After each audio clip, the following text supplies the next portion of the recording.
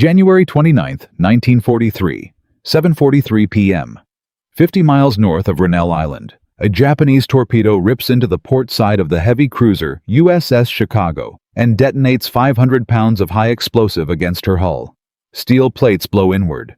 A fireball floods the forward engine room. 12 men die in a single heartbeat, some killed instantly, some drowned before they can scream, sealed behind watertight doors that cannot be opened. And below decks, thrown into rising black water, a welder named Manuel Santos grips his torch and refuses to run. He is not an admiral. He is not a pilot. He is a shipfitter, second class, a working man who joined the Navy to fix things, not to die in the dark.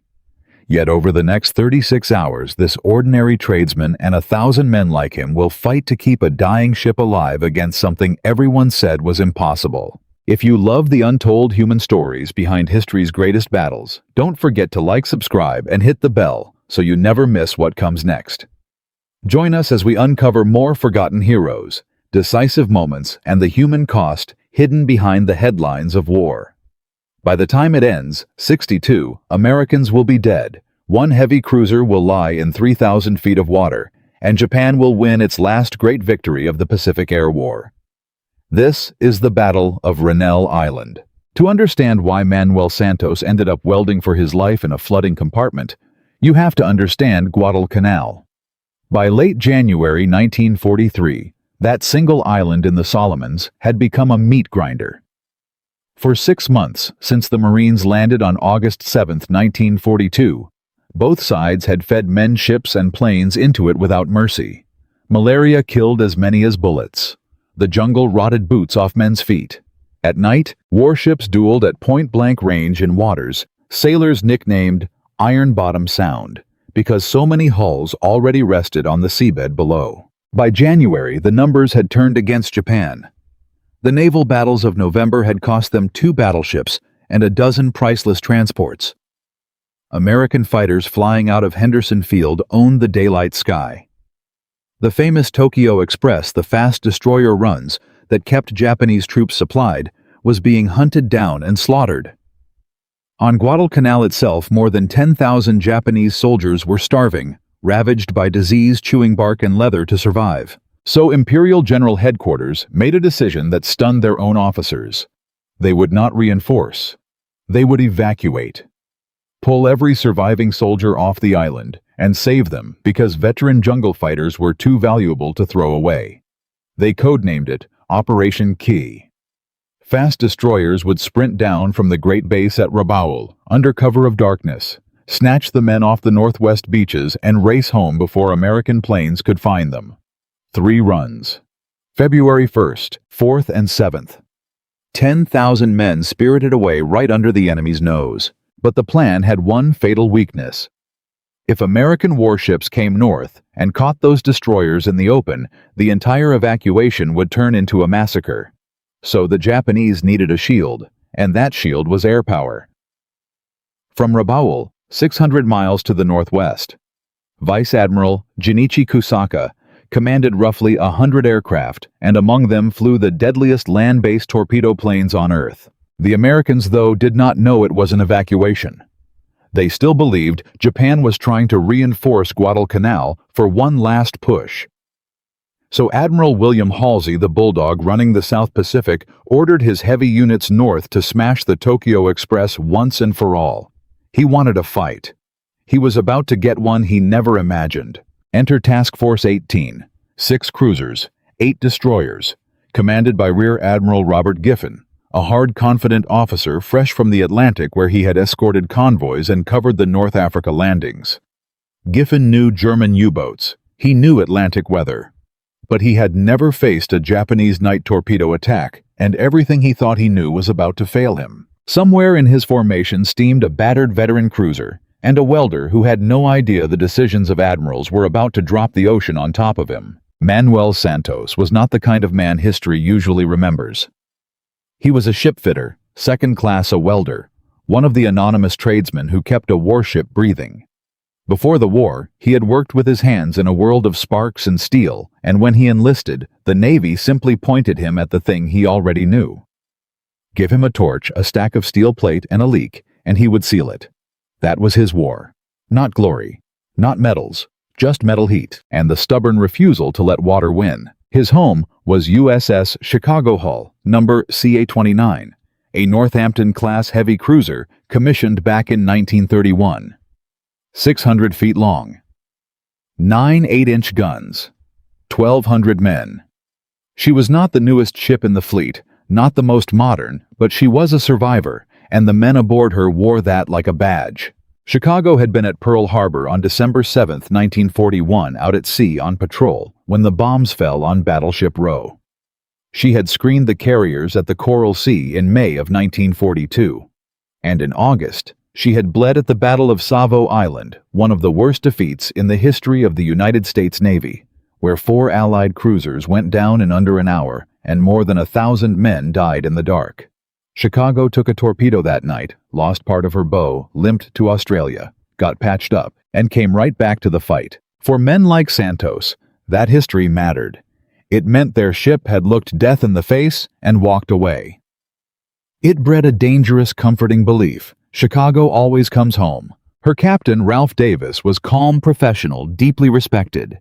Her crew had been in combat for a year. They knew their jobs cold. Santos knew every seam and bulkhead in his part of the ship the way a farmer knows his own fields. He knew where she was strong. He knew where she was weak.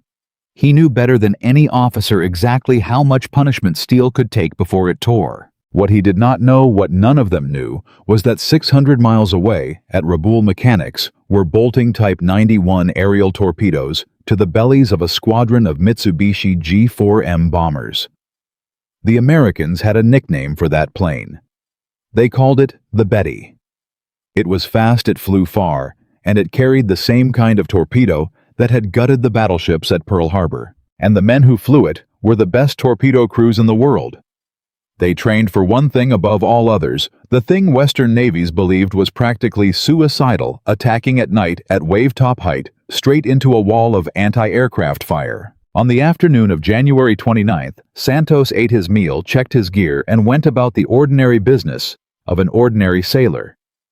Guadalcanal lay 100 miles to the south. The sea was calm. The sun was sinking. And somewhere to the northwest, 18 Bettys were already climbing into the darkening sky, hunting for him. One fateful night was about to begin. Here is the part that in hindsight looks insane.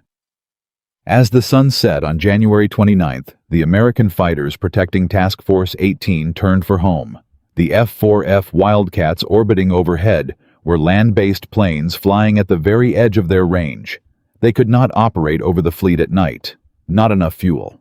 So at dusk, right on schedule, they radioed Giffen that they were leaving and they flew away toward Guadalcanal. That left 6 cruisers and 8 destroyers alone in the dark, inside the striking range of the most dangerous night torpedo force on the planet, with no air cover whatsoever. Giffen was not worried, and that was the problem. His thinking came straight from the Atlantic. His ships had radar. His guns could throw up a curtain of steel. In his mind, any plane foolish enough to attack at night would simply be blasted out of the sky before it got close. He arranged his formation to fight surface ships, cruisers, and destroyers charging down from the north with his heavy cruisers tucked on the disengaged side, away from the direction he expected a gun battle to come from. It was a textbook decision, and it was exactly wrong for the threat that was actually coming. Because the danger was not coming across the water. It was coming out of the sky. The Japanese plan was everything American doctrine said could not work. 18 Betty bombers, split into 3 groups of 6, would come in from 3 different directions at once, from the northwest, the west, and the southwest. They would fly at 200 feet, then drop lower, skimming the black water, at 150 feet engines, screaming right into the teeth of the American guns. Each plane would release a single Type 91 torpedo and pray. To the sailors who understood what that meant, it sounded like a death sentence for the pilots. Flying straight and level at wave-top height into concentrated fire in the dark was the kind of tactic Western officers dismissed as reckless, forbidden, borderline suicidal. Nobody sane ordered men to do it. But the Japanese had trained for exactly this for years. They had turned a suicidal idea into a science. Coordinated waves, multiple angles, overwhelming a single target with more torpedoes than it could ever hope to dodge. And crucially, they were willing to accept losses that would have horrified an American commander, because to them, the 10,000 starving men on Guadalcanal were worth almost any price. So the stage was set by two dangerous assumptions colliding in the dark. The Americans assumed radar and firepower made them untouchable at night. The Japanese assumed courage and training could beat both. Deep inside Chicago, Manuel Santos felt the ship go to general quarters, felt the gun crews scramble to their mounts, felt the old cruiser heel into a defensive turn. He tightened the straps on his gear and waited in a steel compartment with no windows blind to the sky, trusting his ship the way he always had. He did not know that the decision to send them here without fighters would within minutes cost thousands of tons of steel and dozens of lives. At 7:19 p.m. radar on the heavy cruiser USS Wichita lit up. Aircraft, bearing 310 degrees, range 60 miles, closing fast at 250 miles an hour. Giffen ordered the whole force into a tight anti-aircraft ring guns manned fire control radars, locked every lookout straining into the black. For 19 minutes, nothing. Just the throb of engines and the pounding of hearts. Then, at 7:38 p.m., the night exploded. The first Betty roared over Wichita at 200 feet so low that men on deck could see the torpedo slung beneath its belly and hear its engines howling over the guns. Tracers ripped upward, red and white and orange crisscrossing the sky. 5-inch guns hammered in salvos. 40mm cannon thumped out long bursts.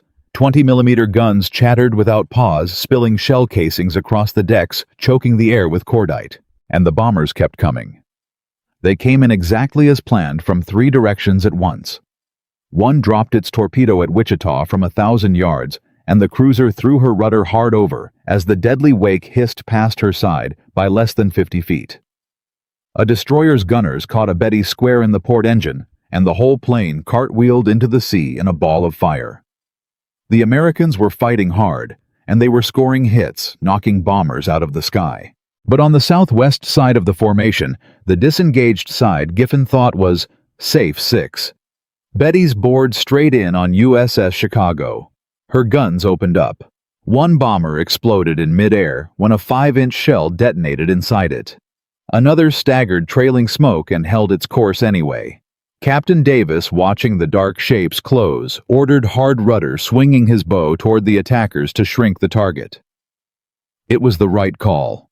It was not enough. The lead pilot held steady, 80 feet off the water, and released. Then the plane behind him released from a slightly different angle. 2 torpedoes were in the water, now running at 42 knots, closing from 2 directions on a ship that could not dodge them both. At 7:43 p.m., the first torpedo struck Chicago's port side, just forward of the forward fire room. The second hit 20 seconds later, 40 feet aft of the first. 2 massive holes, each 20 feet wide, torn open below the waterline. The forward engine room and forward fire room flooded in moments. 12 men died.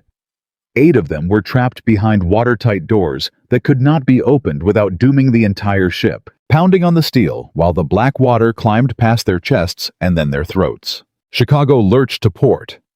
The list crept to 8 degrees, then 10. Half her propulsion was gone.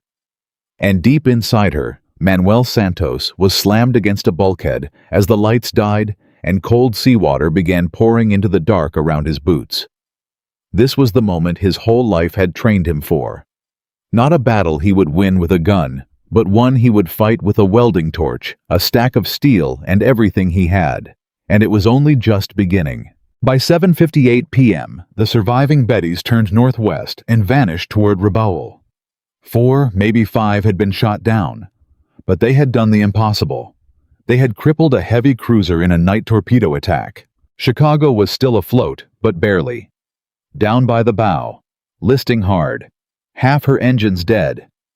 Giffen made a fateful choice. He detached her, sending the wounded ship crawling south toward Guadalcanal at 10 knots with the cruiser Louisville and 6 destroyers to guard her. 50 miles to safety.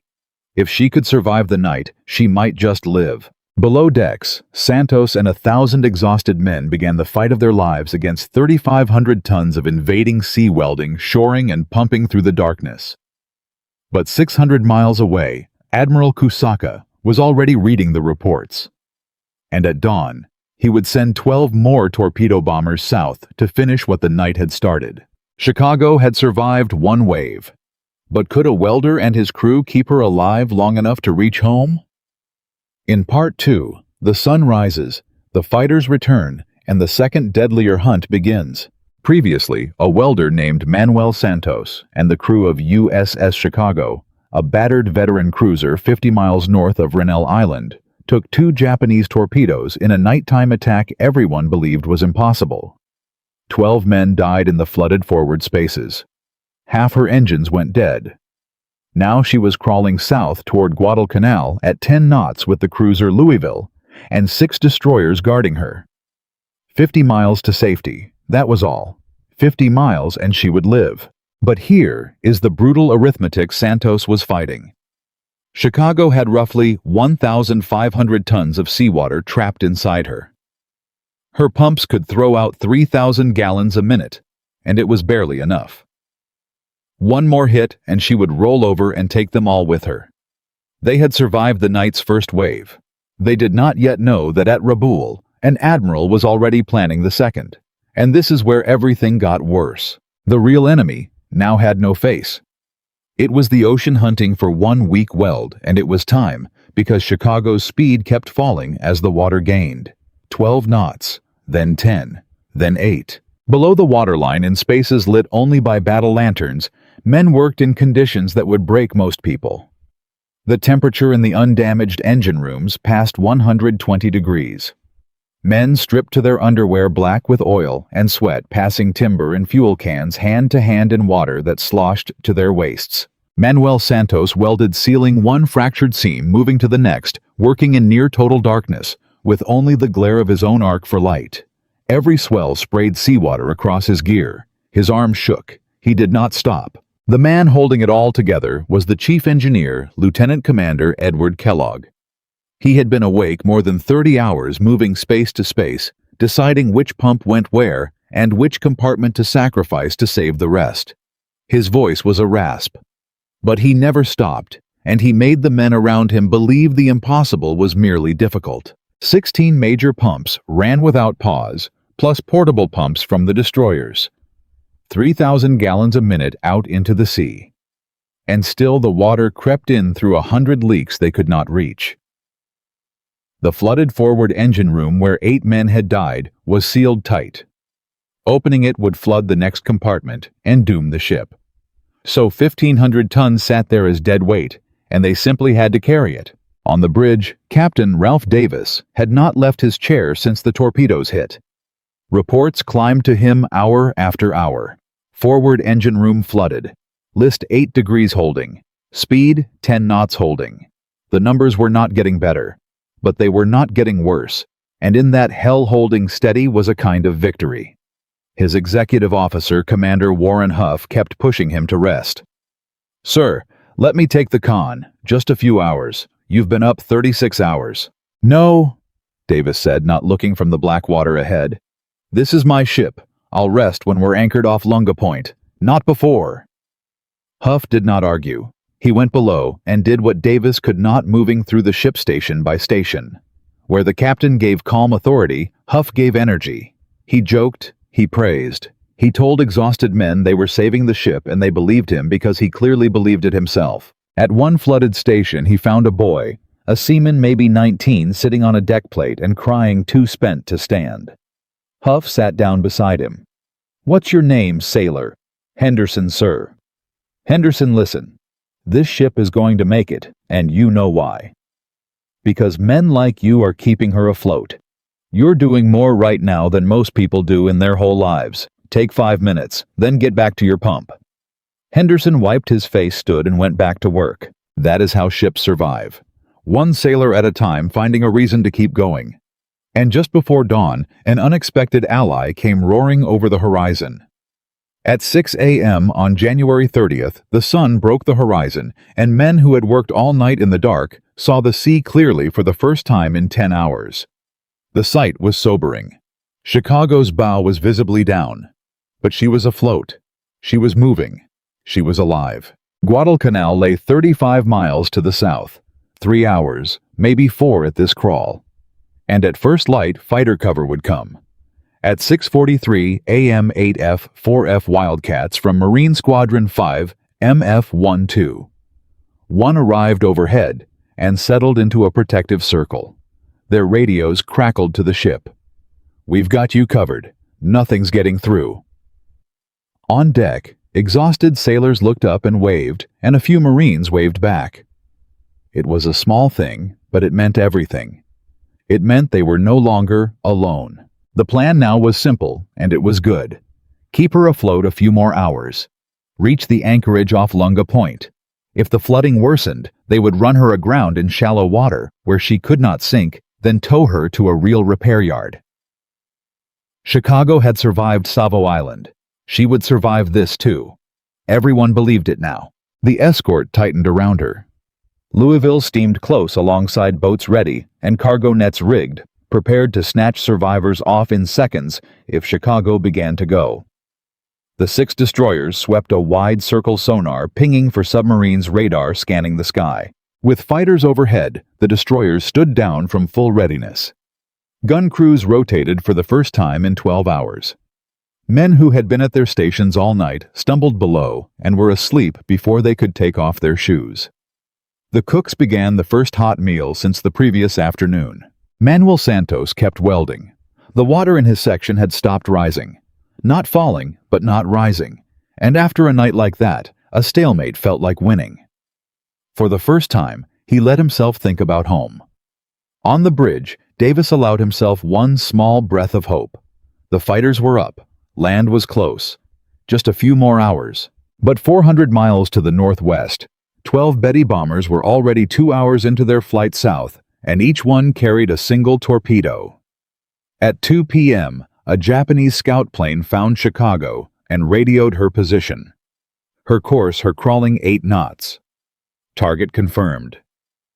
1 crippled cruiser, 1 escort, 6 destroyers.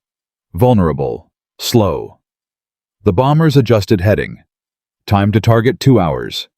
The men on Chicago did not know they were coming.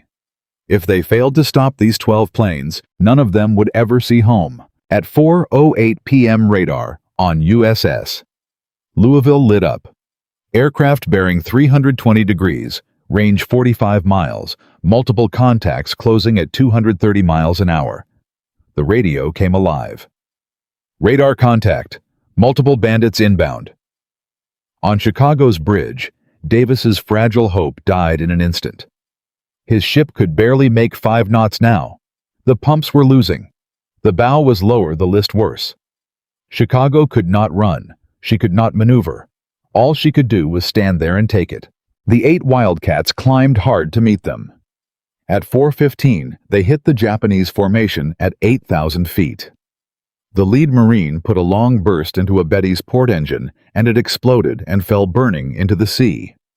Another Wildcat sent a second bomber nosing into the water.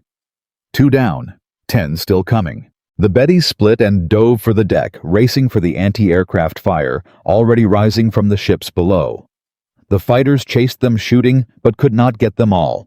6 broke through and dropped toward Chicago. Davis reached for the announcing system. His voice was calm, steady, professional. "All hands, this is the captain. Enemy torpedo bombers attacking. Gun crews commence firing on my order. Damage control parties stand by for impact. God be with us." At 4:22 p.m., every gun Chicago had left opened fire. Her aft 5-inch mounts hammered. Her 40 millimeters pumped shells into the sky. Her 20 millimeters chattered without pause. Louisville joined in, then the destroyers, everything they had until the sky over the formation was a solid curtain of tracer and bursting steel. A Betty disintegrated in midair from a direct hit. Another lost a wing and cartwheeled into the ocean. But the survivors bored in anyway, dropping to 150 feet, flat out committed. 4 of them lined up on Chicago from 2 different angles, exactly as doctrine demanded, making evasion impossible. At 4:24, the first torpedo dropped at 1,100 yards. 10 seconds later, the second at 950. Then the third from a new angle. Then the fourth close at 800 yards, almost point blank. 4 torpedoes in the water, all running at 42 knots, all aimed at a ship that could barely move. Davis ordered hard right rudder, trying to turn his bow into them. Chicago responded like a dying animal, her head swinging slowly, far too slowly. Below, Chief Warrant Officer Thomas Ryan, who had fought 21 hours to save her, keyed his phone. All stations brace for impact, multiple torpedoes running. At 4:25 p.m., the first torpedo struck amidships beneath the number 2 stack. The explosion was bigger than anything from the night before. The whole ship shuddered. A boiler room flooded instantly, and 6 men died. 2 seconds later, the second hit 30 feet aft, and the last working engine room flooded in seconds, taking 8 more. Then the third forward, tearing open the shattered bow. Then the fourth aft, destroying the steering gear. In 10 seconds, 4 torpedoes had ripped Chicago apart. 6 holes in her port side. All power gone. And she began to roll. 20 degrees, then 22, still going. Davis knew at once. Chicago might have survived 2 torpedoes. She could not survive 6. He had minutes. The announcing system was dead, so he turned to his talker on the sound-powered phone. Pass the word. All hands abandon ship. All hands abandon ship. The order ran through the ship by phone and by men shouting down passageways. They came up the ladders, some orderly, some running. Rafts went over the side. Louisville and the destroyers closed in, lowering boats and throwing nets, shouting, "Swim to us, we've got you." Manuel Santos climbed up out of the flooding dark. He had fought all day and night, and he jumped. Behind him, the ship he had bled to save rolled slowly onto her side. Chicago did not die fast. She fought to the end, taking 2 hours and 20 minutes to go. She rolled past 40 degrees, then 60, her keel rising to the sky. At 6:43 p.m., her trapped air let go all at once in a great eruption of foam. Her stern slid under, and she was gone. That was the terrible success no one wanted to measure. A cruiser hit by 6 torpedoes should have capsized in minutes. Instead, she floated long enough to let more than 1,000 men get off. Her crew's impossible fight had failed to save the ship and succeeded completely at saving each other. But pulling men out of the water was only the beginning of the reckoning. The final count took days to assemble because survivors were scattered across 8 ships. When the lists were reconciled, the number was 62. 62 dead. 21 on the night of the 29th, mostly trapped in the flooded forward spaces. 41 on the 30th, killed by the 4 torpedoes or drowned while abandoning ship. The youngest was 8 months in the Navy. The oldest was 42. Over 1,000 men survived wrapped in blankets, drinking coffee, shaking. Many were in shock. A few needed sedation. The Navy called it combat fatigue.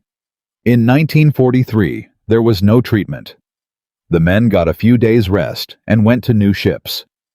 And here is the bitter twist. Tactically, the Japanese had won. Chicago was gone, and Task Force 18, shaken by 2 nights of torpedo attacks, pulled back south, unwilling to push into Rabaul's air range again. The evacuation route was clear, so Operation Key went ahead. On the 1st, 4th, and 7th of February, Japanese destroyers raced down at night and pulled 10,652 soldiers off Guadalcanal right under American noses. The Americans did not even realize it was an evacuation until February 9th, when a patrol walked into empty camps and found the enemy simply gone. Before Rennell Island, the U.S. Navy believed radar and firepower made a task force untouchable by aircraft at night. After it, 1 heavy cruiser lay in 3,000 feet of water, and that belief lay with her. At Rabaul, the returning bomber crews were celebrated. Their commander signaled headquarters enemy heavy cruiser sunk Operation Key.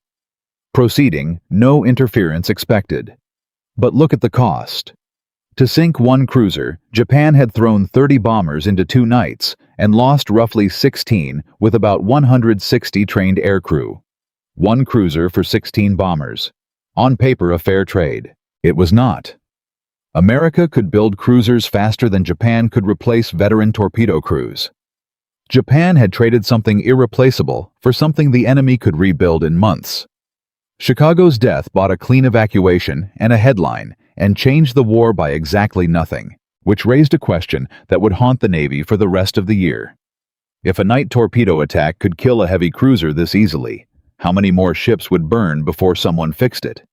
Within days, investigators began pulling apart every decision Admiral Giffen had made. Why detach a crippled ship with a light escort? Why no continuous fighter cover over a wounded high-value ship? Manuel Santos survived. He would go home, but he would carry the sound of rising water in a sealed compartment for the rest of his life. So the Battle of Rennell Island ended as a Japanese victory. They sank the ship. They protected the evacuation. They proved their naval aviation could still kill. But victories can be traps. The very attack that put Chicago on the bottom was about to teach the Americans exactly how to make sure it never happened again. The lessons written in her loss would rewrite fighter doctrine, radar doctrine, formation doctrine, and damage control across the entire Pacific Fleet. And when those lessons took hold, the hunters would become the hunted. The same Betty bomber that had been the terror of these waters would become a flying coffin.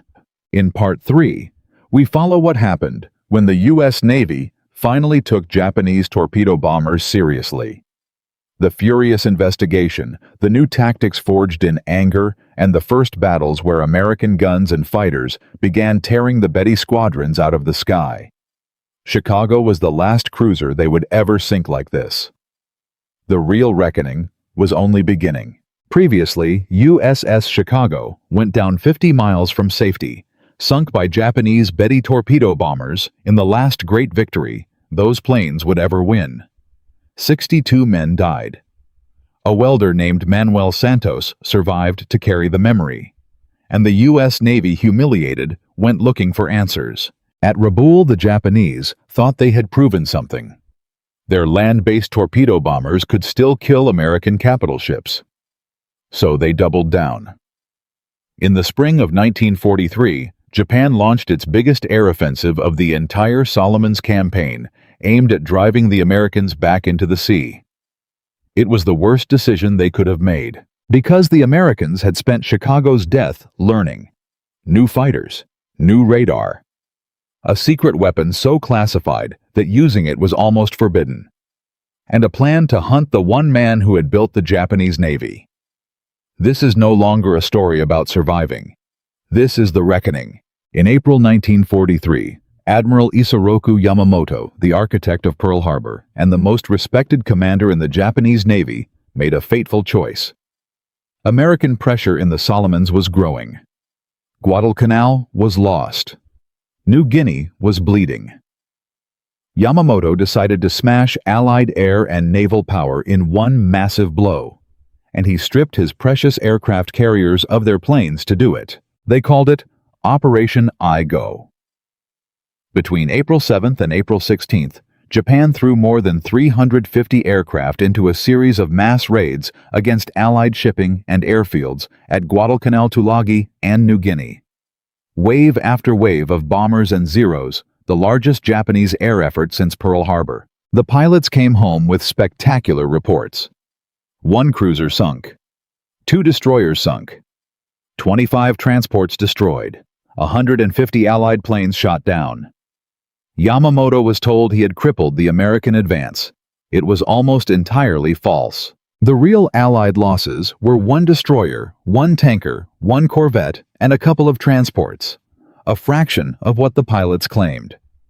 Japanese aircrew, exhausted and inexperienced, saw explosions and reported kills that never happened. Yamamoto believed a fantasy. He declared the operation a triumph and shut it down satisfied. But here is the number that mattered. To achieve almost nothing, Japan had burned through dozens of aircraft and worse, dozens of trained pilots it could never replace. The carrier air groups he had stripped were gutted. And American intelligence was reading his mail. Because the Navy had already learned the deeper lesson of Rennell Island. It was not enough to shoot bombers down over your ships. You had to see them coming, meet them far away, and never again be caught without fighters. So the Americans changed everything. Fighter cover over major units became continuous day and night, even at extreme range. If land-based fighters could not reach carriers, flew patrols overhead. Radar operators were retrained to pick low-flying torpedo planes out of the sea clutter that had hidden the Bettys at Rennell Island. Fighter directors learned to vector interceptors onto raids while they were still 50-60 miles out. The effect was immediate and brutal for Japan. At Rennell Island, 18 Bettys had gotten close enough to launch and sink a cruiser. By the summer of 1943, Japanese torpedo bombers attacking American task forces were being cut to pieces before they reached release range. The same low-night torpedo run that had worked in January was becoming a death sentence by June. Japanese commanders noticed. Reports came back of entire strike formations wiped out for no result. The bombers that had been the terror of the Pacific were now flying into walls of fighters and flak, and simply not coming home. At Rabaul, the mood curdled from confidence into something colder. It was a pattern that would repeat again and again through 1943. Japan attacking on faith, its pilots claiming victories that existed only in the smoke, its commanders spending irreplaceable veteran crews to buy illusions. They did not yet understand what was hitting them. They did not know the Americans had a new shell that did not even need to hit. But this was not the only shock coming for Japan. Something far more personal was about to tear the heart out of their navy in a single morning. The Americans' new edge had a name, though almost no one was allowed to say it. The proximity fuse.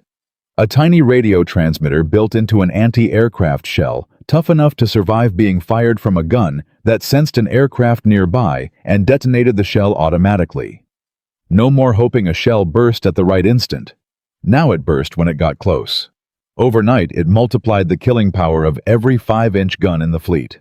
It had drawn its first blood in these very waters. On January 5, 1943, just weeks before Chicago died, the cruiser USS Helena used the new fuse to knock a Japanese plane out of the sky near Guadalcanal, the first proximity fuse kill in history. But the weapon created its own crisis. It was so secret, so revolutionary, that commanders were terrified of it falling into enemy hands. A single dud recovered from a beach or a shallow lagoon could hand the enemy the entire concept. So the fuse was locked behind a rule. It could only be fired over deep water, where no dud could ever be retrieved. For months, gunners were forbidden to use their best weapon anywhere near land. Inside the Navy, the argument was bitter. Ordnance officers wanted the fuse used everywhere now to save ships and men. Intelligence officers insisted the secret was worth more than any single battle. Men died in the gap between those two positions. The pressure came from every direction. Production could not keep pace with demand. New Hellcat fighters were rolling off the lines, but crews had to be trained, squadrons formed, carriers worked up. Every reform cost time, and time cost lives. Somewhere in there, a reassigned welder named Manuel Santos stood on the deck of a new ship, watched her gunners drill with equipment Chicago never had, and wondered whether any of it would have saved his friends. For a while, it was fair to ask whether the Navy had learned the right lessons, or only the expensive ones. The men who had bled to keep Chicago afloat had learned the hardest version of it already. Now the whole fleet was learning the way navies always do, slowly, at terrible cost, in the middle of a war that would not pause for anyone to catch up. Then on a single morning in April, all the pieces came together, and the answer arrived in the sky over an island called Bougainville. On April 14, 1943, American codebreakers intercept a Japanese message. It is an itinerary. Admiral Yamamoto, Commander-in-Chief of the Combined Fleet, will tour the front lines to lift morale after Operation Igo. It lists his exact schedule. Times, places, down to the minute. On the morning of April 18th, he will fly from Rabaul to an airfield on Bougainville. He will travel in a Betty bomber, the same type of aircraft that sank USS Chicago. The message climbs all the way to Washington. The decision is agonizing. Kill Yamamoto, and Japan may realize its codes are broken. But the chance to remove the most brilliant commander in the enemy fleet is too great. The order comes back. Get him. Only one aircraft can reach him. The target is over 400 miles from Guadalcanal. Too far for any fighter but the P-38 Lightning twin-engined, long-ranged, fitted with extra fuel tanks. The mission falls to the pilots of the 339th Fighter Squadron. The plan is insane in its precision. 18 P-38s will fly at 50 feet above the ocean in total radio silence for more than 400 miles, navigating by compass and clock alone, to arrive at one point in the sky at one exact minute, betting everything that a Japanese admiral is punctual. The margin for error is almost zero. Early, and they burn fuel they cannot spare. Late, and he is gone. At 7:25 a.m. on April 18, 1943, the Lightnings lift off from Guadalcanal. They drop to the deck. Salt spray streaks their canopies. For 2 hours they skim the waves, engines droning, pilots silent. No one certain this is not a wild goose chase. Every man knows the arithmetic. Their fuel is timed to the minute. There is no margin for a long fight and a search. Find him on the first pass, or there is no fuel to try again and none to get home. One chance. One intercept. One enemy who has no idea he is being hunted. Major John Mitchell leads them. He has done the math 100 times. He climbs his formation as the coast of Bougainville rises ahead. And then, dead on schedule, they see them. 2 Betty bombers. 6 Zero escorts. Exactly where the codebreakers said. Exactly when. Mitchell calls it in. The killer section breaks for the bombers. Lieutenant Rex Barber and Captain Thomas Lanfear drop toward them while the rest of the Lightnings climb to pin the Zeros. The escorts react too late. They dive, jettison their tanks, and come screaming down, guns hammering, but the Lightnings are already inside them. It happens fast. Guns fire. Tracers rip. A Zero flashes past close enough to touch. Barber bores in on a Betty. He opens up. His rounds walk across the fuselage into the wing root into the engine. The bomber's left engine trails smoke, then fire. The wing folds. The Betty rolls, dives, and smashes into the jungle below in a sheet of flame. Aboard that aircraft is Admiral Isoroku Yamamoto. The second Betty, carrying his chief of staff, is hammered down over the water. Zeros claw at the Lightnings. The P-38s firewall their throttles and run for home, low and flat fuel gauges sinking toward empty. One Lightning does not come back. The rest reach Guadalcanal on fumes. They are not even sure what they have done. Only later, when Japanese radio falls into stunned silence and then into mourning, does the scale of it come clear. Isoroku Yamamoto. The man who planned Pearl Harbor, who commanded the entire Japanese fleet, is dead. Killed in a Betty bomber, the same weapon that had sunk Chicago, brought down by American fighters, flying a mission that should have been impossible. Japan hid his death from its own people for over a month. When they finally admitted it, the nation went into shock. He had been irreplaceable, and everyone knew it. No admiral of his stature ever led the combined fleet again. The hunter had become the hunted. The Betty was no longer a symbol of Japanese power. It was now the coffin of Japan's greatest sailor, and the news of it raced across the Pacific like a current. After Yamamoto, the war in the air turned into a landslide, and the numbers tell the story. Through the second half of 1943, the reforms born from battles like Rennell Island spread to every American task force. The new Hellcat fighter reached the fleet in strength that summer and outclassed the Japanese Zero outright. Radar-equipped night fighters made darkness, once the torpedo bomber's shield, a hunting ground, and the proximity fuse, finally freed for wider use, multiplied the effectiveness of anti-aircraft fire. The exchange rate inverted. At Rennell Island, Japan had traded 16 bombers for 1 American cruiser and called it a win. By late 1943, they were losing dozens of aircraft in single engagements and sinking almost nothing. Rabaul itself, the fortress that had launched the planes that killed Chicago, was next. In November 1943, American carriers struck the Great Base directly. By February 1944, Japan pulled its surviving aircraft out of Rabaul entirely. The Lion's Den was empty. The bombers that had once ruled these skies were simply gone. Then came the final act. In June 1944, at the Battle of the Philippine Sea, Japan gathered its rebuilt naval air arm for one decisive clash.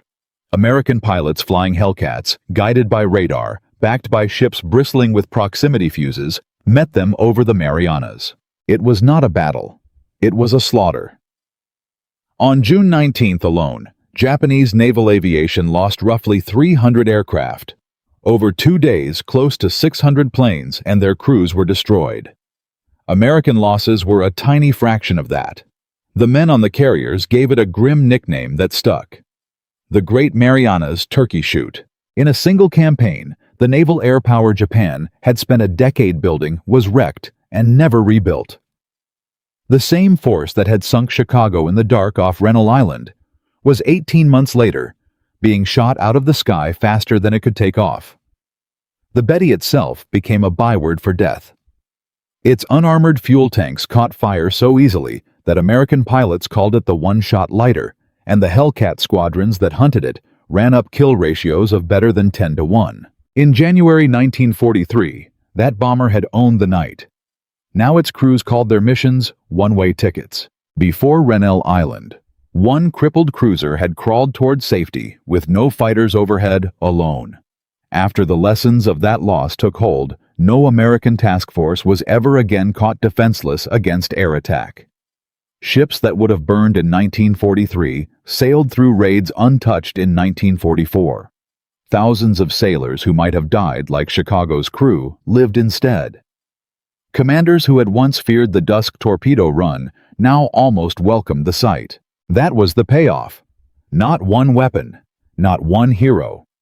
A hard, humiliating lesson learned in the loss of a single ship multiplied across an entire navy until it changed the shape of the war. Chicago's death had bought Japan a headline and an evacuation. What it cost them in the end was the sky. So the story arcs from a burning cruiser to a shattered empire of the air. From 18 bombers hunting one wounded ship in the dark to Japanese squadrons falling from the sky by the hundreds. The reckoning was complete. But history remembers admirals and turning points. It rarely remembers the men in the flooded compartments. What happened to them? To Captain Ralph Davis, who never left his bridge and never commanded another ship. To Commander Huff, who carried a list of the dead in his wallet. To Chief Warrant Officer Ryan, who fought 21 hours to save a ship that died anyway. To the young seaman Henderson, who would never go near deep water again. And to the welder, Manuel Santos, who lived when his friends did not. And what of Chicago herself, resting somewhere in 3,000 feet of black water, never found? This story has one final chapter, the one almost no one tells. Not about the battle, but about what the battle left behind. In Part 4, we follow the survivors home. Over 3 parts, we have watched a single heavy cruiser die, and an entire empire of the air die with her. USS Chicago went down off Rennell Island on January 30th, 1943. Sunk by Japanese torpedo bombers in the last great victory those planes would ever win.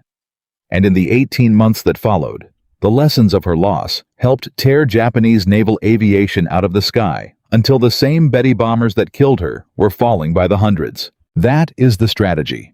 That is the sweep of history. But strategy is not what the men aboard Chicago fought for.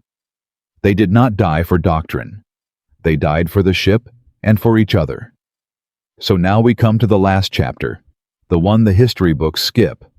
Not the battle, the rest of their lives. What happened to the welder who lived, the captain who lost his ship, the boy who nearly broke, and the 62 who never came home? This is where USS Chicago finally comes to rest. In the first days after the sinking, there was only paperwork and grief. The survivors, more than 1,000 of them, were scattered across Louisville, and 6 destroyers then funneled back to base. They arrived with nothing. No kit, no records, many with no shoes, wearing borrowed dungarees, still stiff with salt. The Navy gave them a few days a hot meal, a clean rack, and then it did what the Navy always did in 1943. It sent them back to the war. Chicago's crew was broken up and fed into other ships, other crews, other battles. A man who had survived 2 nights of torpedoes might be at sea again within a fortnight. Some of them would fight in the great battles still to come, the ones that finally broke Japan, carrying the memory of Chicago with them into new steel. A few would be wounded again. A few would not survive the war at all, dying on other ships, in other seas, their connection to Chicago lost in the paperwork of a service that was burying men every week. On February 10, 1943, one day after American patrols discovered that Guadalcanal had been quietly evacuated, the Navy struck the name USS Chicago from its register. On paper, in an instant, she ceased to exist. 11 years, 10 months, and 21 days of service erased with a line through a name. And across the United States the telegrams went out. They arrived the way they always did. A boy on a bicycle. An envelope. A knock at the door. In a farmhouse in Michigan, a mother learned that her son, a machinist's mate, had died on the night of the 29th trapped in a flooded engine room. In a small house in Texas, a wife of 14 years learned that her husband, a chief, was gone. 62 households, 62 versions of the same terrible morning. They were not told the details. They were not told about the watertight doors that could not be opened or the water climbing in the dark. They were told only that their men had died in action in service to their country somewhere in the Pacific. The specifics were classified. The grief was not. For the survivors, the hardest part was often the guilt. Why had they lived when the men beside them drowned? It was a question that would follow many of them for the rest of their lives. There were investigations, of course. Hard questions about why a crippled ship had been sent off with a light escort, why fighter cover had lapsed, why a formation built to fight surface ships had been caught flat-footed by aircraft. The admiral in command answered for his decisions. He was not disgraced, not court-martialed. Commanders make calls in the dark with only what they know, and his had come from a different ocean. He went on to other commands, but the Navy took the lessons and folded them quietly into how it fought. No fanfare, no confession written large, just a service that never made those particular mistakes again. That, too, was part of what Chicago bought with 62 lives. Captain Ralph Davis had refused to leave his bridge for 36 hours. He had been the last man off his ship climbing over the rail only when he was certain every other soul had gone. For that, he was decorated. He was even promoted. But something in him did not survive Rennell Island. He never commanded a ship again. The Navy found him work behind desks in offices in the vast machinery of a service at war. He did it well and quietly. But the man who had once stood on a flag bridge never again felt a deck move under his feet as her captain. When people asked about Chicago in the years after, he would say only a few words. We did everything we could, he would tell them. It wasn't enough. And then he would change the subject. He carried the loss the way a captain does, as something personal, something owed. He died decades later an old man, and the notices that marked his passing mentioned that he had once commanded a cruiser named Chicago. They did not say how she was lost. He would have preferred it that way. His executive officer, Commander Warren Huff, took the opposite path.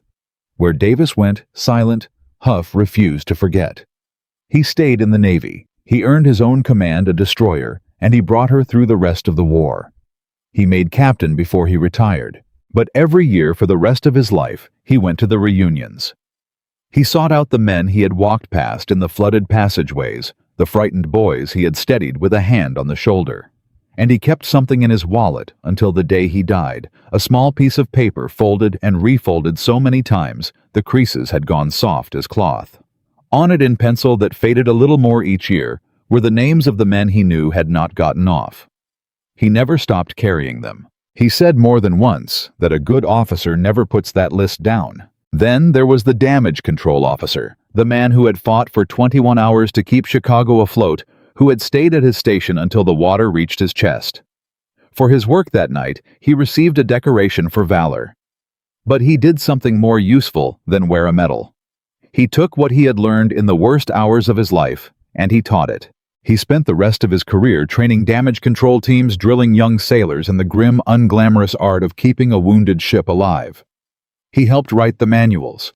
And somewhere out there in the Pacific, on ships whose names he never knew, sailors survived hits that would have killed them because a man who had failed to save his own ship made certain they could save theirs. That is a kind of victory the medals do not measure. The chief engineer carried a quieter version of the same burden. He had gone more than 30 hours without sleep, moving from pump to pump, choosing which compartment to save and which to surrender to the sea. He had done everything right and still lost his engines, his spaces, and his men. Engineers are practical people, and he did not talk about fate or heroism afterward.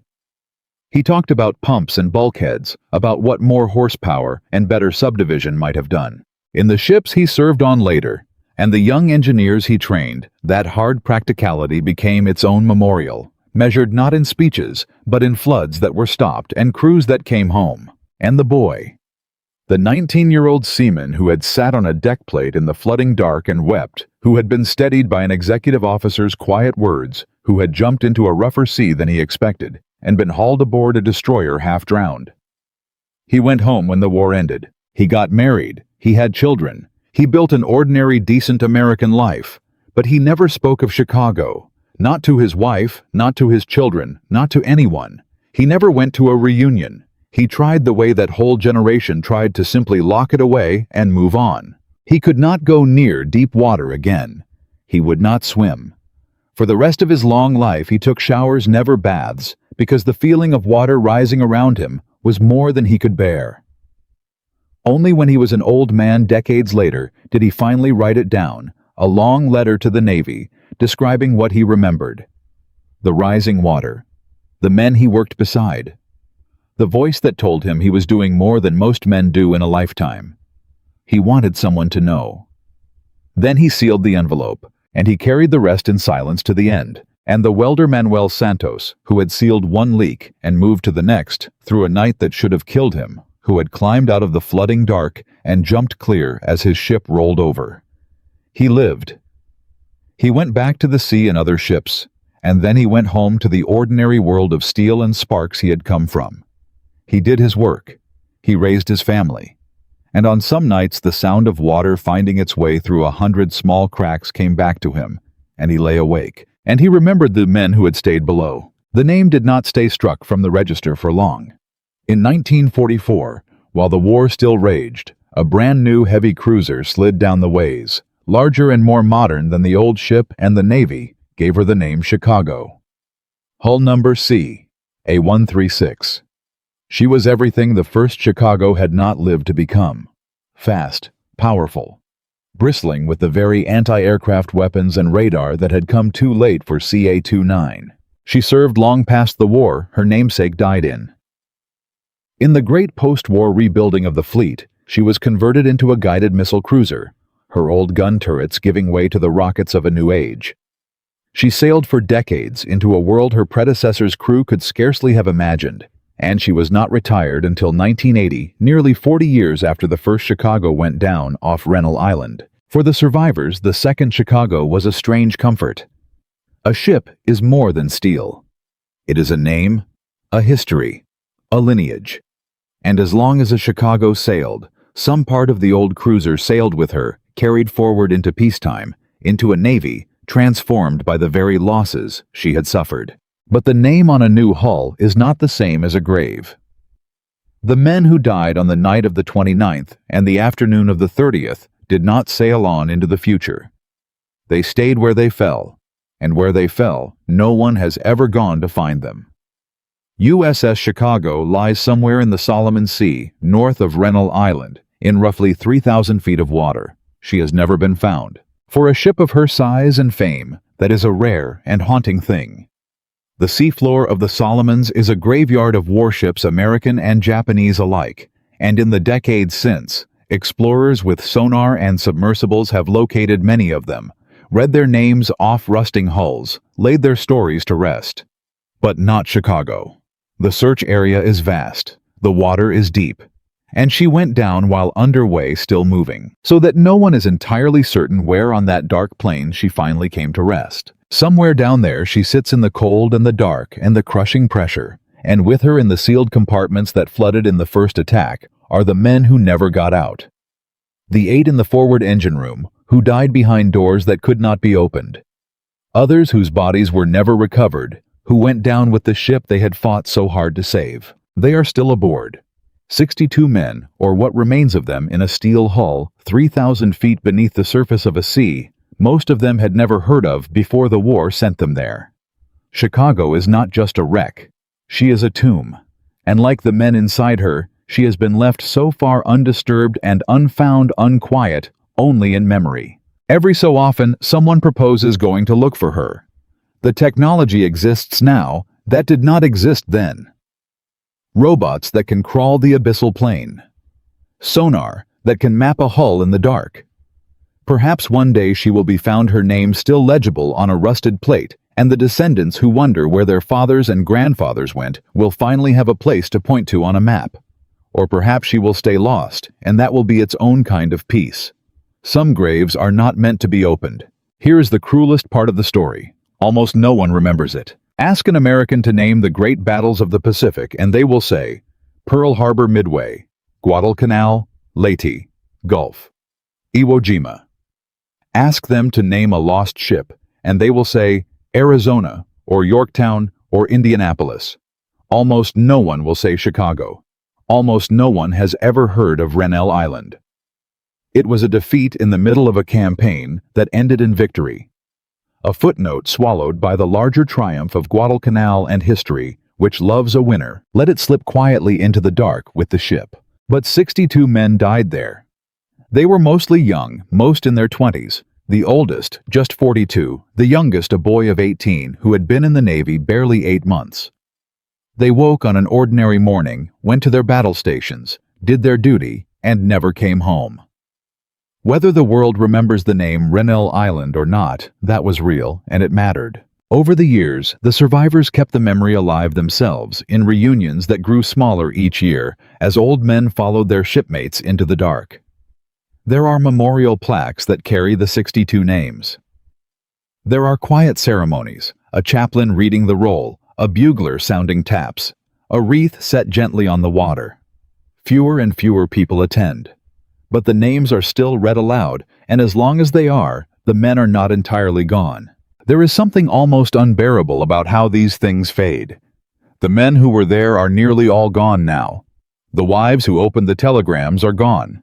Soon there will be no one left alive who remembers the sound of Chicago's guns or the faces of the men who fired them. When that happens, all that will remain is the record, the names on a plaque. The few accounts set down before memory failed, and stories like this one. That is why they get told, not for drama, but so that 62 men do not vanish twice, once in the water and once from remembrance. And there is one more group that deserves remembering, though it is harder to say. The Japanese airmen who sank Chicago were brave men too. They flew straight and level into a storm of anti-aircraft fire at night at wave-top height, when every instinct screamed to turn away. Over the 2 nights of the battle, roughly 16 of their bombers were shot down. Around 160 Japanese aircrew died in the water and the dark, doing their duty exactly as the Americans did theirs. They were not monsters. They were young men in uniforms on the other side of the war that neither they nor the men on Chicago had chosen. War made enemies of them. Time, if we let it, can make them simply what they were. Sailors and airmen who did not come home. So what in the end is the story of USS Chicago? She was not the newest ship, or the most famous, or the most important. She fought at Pearl Harbor and the Coral Sea and Savo Island, took her wounds, and came back for more. And in the dark north of Rennell Island, hit by torpedo after torpedo, she refused to die quickly. A cruiser struck by 6 torpedoes should have capsized in minutes. Instead, she stayed afloat for more than 2 hours, long enough for over 1,000 of her men to get off. In her dying, she saved them. That is the thing worth carrying away from all of this. Strip away the strategy, the doctrine, the shifting tides of a vast Pacific war, and what is left is smaller and truer. A captain who would not leave his bridge. An officer who never put down his list of the dead. A man who turned his worst night into lessons that saved other ships. A boy who carried the water with him for 60 years. A welder who kept sealing leaks in the dark. And 62 who gave everything and asked for nothing. They did not fight for a place in the history books. Most of them never got one. They fought for the ship and for each other. And when the ship could fight no more, she fought a little longer to give them a chance. Somewhere north of Rennell Island, 3,000 feet down in the cold, and the silence, USS Chicago is still keeping that watch. And now at last you know her name. At last you know her.